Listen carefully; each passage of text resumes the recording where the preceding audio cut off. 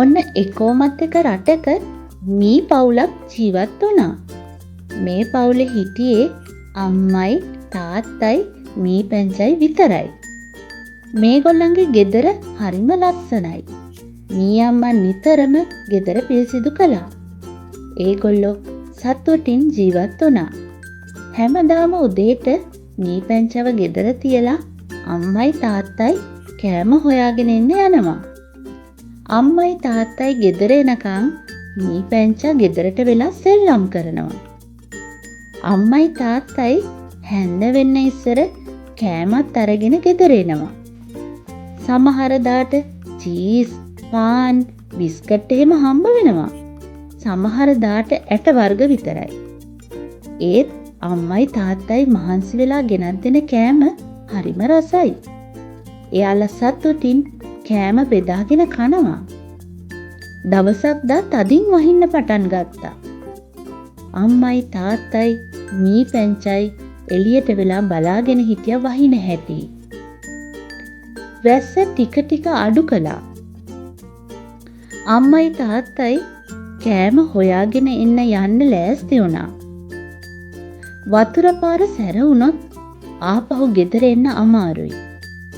ඒත් වැහි කාලෙට ඇති වෙන්න කෑම ගෙනත් තියාගන්නත් ඕනනේ.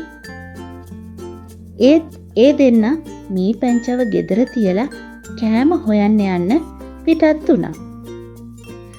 මී පැංචා මිදුලේ ඉඳගෙන සෙල්ලම් කළා. වැස්ස වැඩි නිසා ආපහු ගෙට ඇවිත් සෙල්ලම් කළා.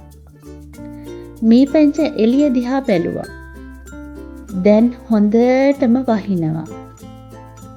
අම්මයි තාත්තයි තාම නෑ. මී පැංචට දැන් නම් හොඳටම බඩගිනි. මී පැංචා ගෙදර තිබුණු කෑම ටික ටික කන්න පටන් ගත්තා.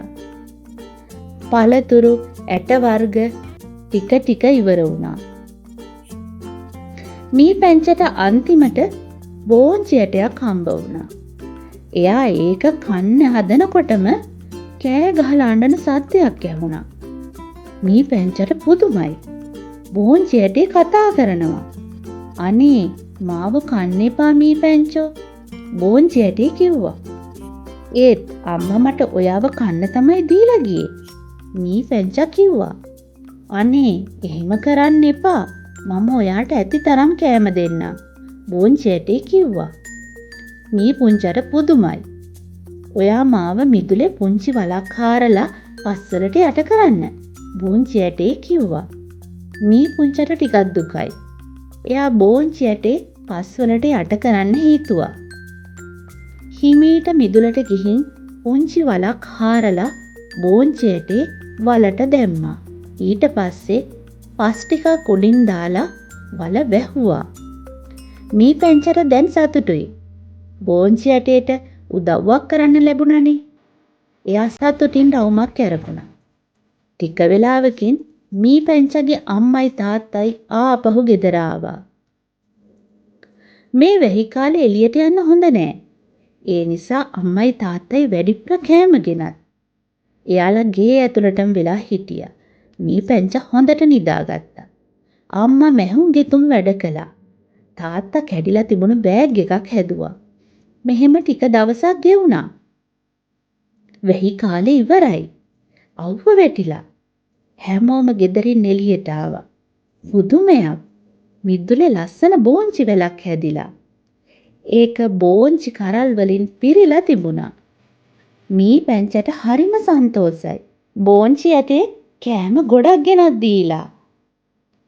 එයා අම්මටයි තාත්තටයි එදා බෝංචි ඇටේ හිටවපු හැටි කිව්වා. තුන්දෙනාම එකතු වෙලා බෝංචි කරල් ටික කඩාගත්තා. ඊට පස්සේ ඒවා කූඩවලට දාගෙන ගේ ඇතුළට ගෙනාවා. එයාලට කෑමට දැන් බෝංචි තියෙනවා ඇති තරම්. අම්මයි තාත්තයි දුර යන්න ඕන නෑ. එයාලා බෝංචි වලට ස්තුති කළා.